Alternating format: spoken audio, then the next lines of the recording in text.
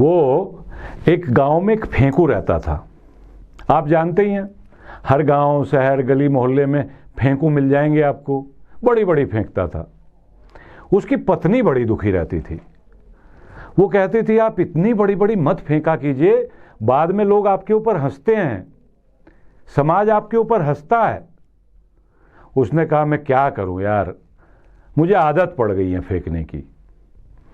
तो पत्नी ने कहा अच्छा मैं एक उपाय बताती हूं, जब आप कुछ लोगों के साथ बैठे हों और लंबी लंबी फेंकें तो मैं अंदर से खांस दिया करूंगी, तो आप समझ जाना कि आप गलत फेंक रहे हैं। उसने कहा ठीक है, ये अच्छा रहेगा। एक दिन फेंकू राम ने फेंकना शुरू की कि मैं अपने ट्यूबवेल पे गया और मैंने देखा वहां भाई कम से कम 1 किलोमीटर लंबा सांप होगा। अंदर से खांसने की आवाज आई तो थोड़ा सचेत हुआ। उसने कहा मैं थोड़ा नजदीक जाकर के देखा, लगभग आधा किलोमीटर का तो होगा ही। पत्नी फिर खांसी। उसने उसकी लंबाई और छोटी की, नहीं भाई कम से कम 250 मीटर का तो होगा ही होगा। वो खांसती रही, ये लंबाई छोटी करता रहा। होते होते वो 2-3 फीट पर आ गया। 2-3 फीट के बाद भी जब पत्नी अंदर से खांसी तो पतिदेव बोले बस अब रहने दे, इसकी पूंछ ही कटवाएगी क्या। तो लोगों ने हंसा और इस तरह से हंसी मजाक पर यह बात समाप्त हुई। नमस्कार, आप सब देखने वालों का स्वागत है आपके अपने पसंदीदा चैनल चेतना मंच पर, और आप देख रहे हैं अपना सबसे लोकप्रिय सेगमेंट मंथन। आज हम मंथन में किसी खास विषय पर मंथन नहीं करेंगे, बल्कि आप सबको आत्म मंथन करने पर विवश करेंगे। जी हां, हम भी एक लंबी सी फेंकेंगे आज। देखते हैं आप कितना लपकते हैं उसे।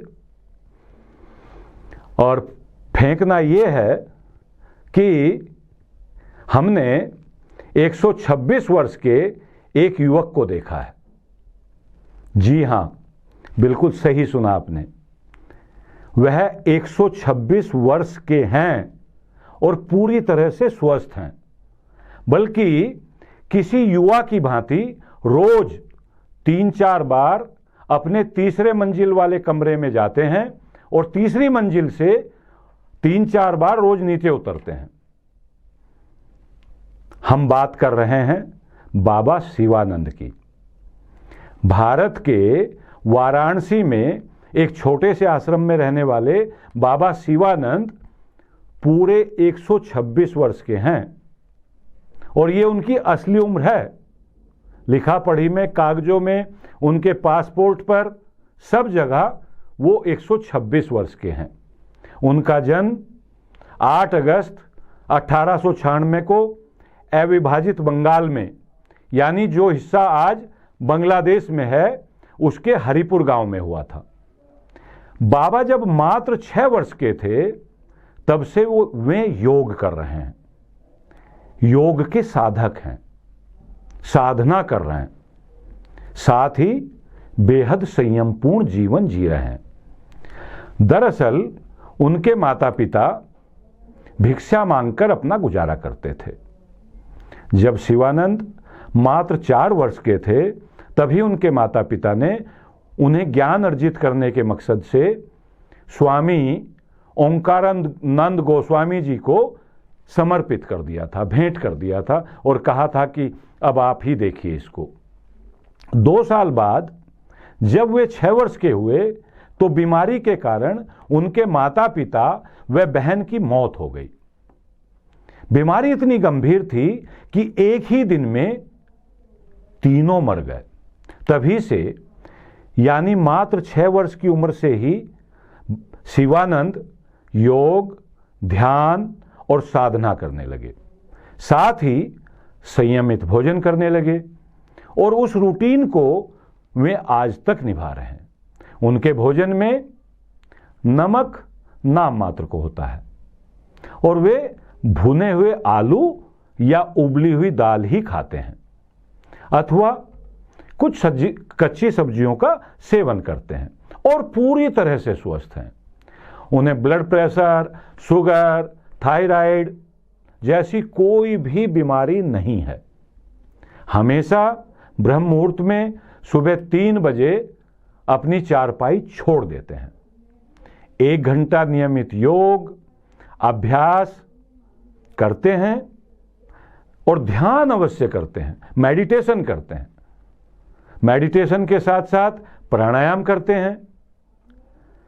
ये स्वामी जी वाराणसी के दुर्गा कुंड इलाके के जिस आश्रम में रहते हैं, वहां उनका कमरा तीसरी मंजिल पर है, 3rd फ्लोर पर। आज भी बिना किसी सहारे के वे दिन में 3 से 4 बार तीसरी मंजिल से नीचे उतरते हैं और फिर ऊपर जाते हैं। उसी कमरे में आराम करते हैं और आना जाना उनका लगा रहता, यानी बिल्कुल युवक की तरह वो सीढ़ियां चढ़ते हैं और उतरते हैं। आज तक उन्हें किसी ने भी डॉक्टर के पास जाते हुए नहीं देखा। डॉक्टर की जरूरत उन्हें कभी पड़ी नहीं। वे स्वयं बताते हैं कि वे कभी बीमार ही नहीं हुए। यह सब कुछ कोई चमत्कार नहीं है और फेंकना तो एक मजाक की बात थी। फेंकने जैसा भी कुछ नहीं है। यह कोई चमत्कार नहीं है, कोई आश्चर्य नहीं है, बल्कि बचपन से नियमित योग करने, अपने खान पान पर नियंत्रण रखने और पूरी संयमित लाइफ यानी प्रकृति के अनुरूप जीने, जिसको मैं बार बार कहता हूं कि हमें जीवन में प्रकृति के अनुरूप ही जीना चाहिए। वो प्रकृति के अनुरूप जीते हैं, अनुकूल जीते हैं। शाम को समय पर सोना। बाबा बताते हैं, जब हमने उनसे पूछा कि आप कितने बजे सोते हैं, बाबा अक्सर शाम को 8:30 से 9 बजे के बीच सो जाते हैं और ठीक 3 बजे उठ जाते हैं। आप सबने उनको अभी कुछ दिन पहले राष्ट्रपति भवन में एक कार्यक्रम में देखा होगा। बहुत चर्चा हुई थी उनकी फोटो की। इस कार्यक्रम में उनको पद्मश्री सम्मान से सम्मानित किया जा रहा था। इसी कार्यक्रम में बाबा हमारे प्रधानमंत्री माननीय नरेंद्र मोदी जी तथा महामहिम राष्ट्रपति रामनाथ कोविंद जी को नंदी मुद्रा में प्रणाम करते हुए दिखाई दे रहे हैं। वह फोटो सोशल मीडिया पर खूब वायरल हो रही है। गूगल पर है, आप सब लोग उसको देख सकते हैं। उनकी आंखें, दांत, कान, नाक सब स्वस्थ हैं। बिना किसी चश्मे के वो अच्छे से देख सकते हैं और पढ़ भी सकते हैं। हालांकि उनकी कोई स्कूली शिक्षा नहीं हुई है। उन्होंने जो भी सीखा है अपने गुरुजी से सीखा है। अंग्रेजी भी बोल लेते हैं। आमतौर पर उनकी भाषा, उनकी बोलचाल बंगाली में होती है। बंगाली के वे अच्छे ज्ञाता हैं। विदेश में भी उनके कई आश्रम स्थापित हो चुके हैं। आप और हम सब जानते हैं कि हमारी संस्कृति में 100 वर्ष तक जीने के आशीर्वाद की परंपरा है। दुर्भाग्य ये है, जिस पर मैं आपको आत्ममंथन के लिए कह रहा हूं, कि दुर्भाग्य से हमारे यहां उम्र घटती जा रही है। हम 60 वर्ष की उम्र में बूढ़े हो रहे हैं और बूढ़े होने के बाद ऐसी ऐसी बीमारियां पाल लेते हैं, ऐसे ऐसे दुख और दर्द पाल लेते हैं कि आप उनकी गिनती भी नहीं कर सकते, आप उनकी कल्पना भी नहीं कर सकते।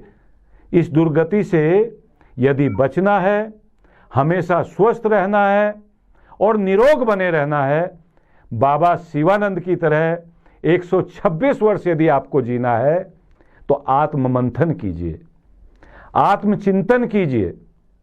हमारी भारतीय परंपराएं हमेशा कहती हैं कि हम योग करें योग, रहें निरोग। ये तो हमारी परंपरा है।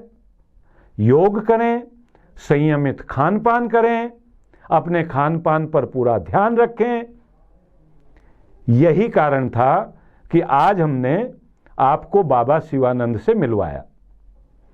मिले ना आप बाबा शिवानंद से, आपको आनंद आया होगा। 126 वर्ष की उनकी उम्र को लेकर के दुनिया के तमाम डॉक्टर, हकीम, वैद्य रिसर्च कर रहे हैं और देख रहे हैं कि इतनी उम्र में भी कोई व्यक्ति इतना स्वस्थ कैसे रह सकता है। मैं दावे के साथ कह सकता हूं, आप सब भी 100 वर्ष से अधिक जी सकते हैं, स्वस्थ रह सकते हैं, चलते फिरते आनंद कर सकते हैं। केवल अपने जीवन में योग को अपनाएं, संयम को अपनाएं, संयमित खान पान को अपनाएं। अपना ध्यान रखिएगा, अपनों का ध्यान रखिएगा, आनंद में रहिएगा, खूब खुश रहिएगा। नमस्कार। एक बार फिर आप सबके भीतर बैठे परमपिता परमात्मा को प्रणाम करता हूं। मेरा प्रणाम स्वीकार करें।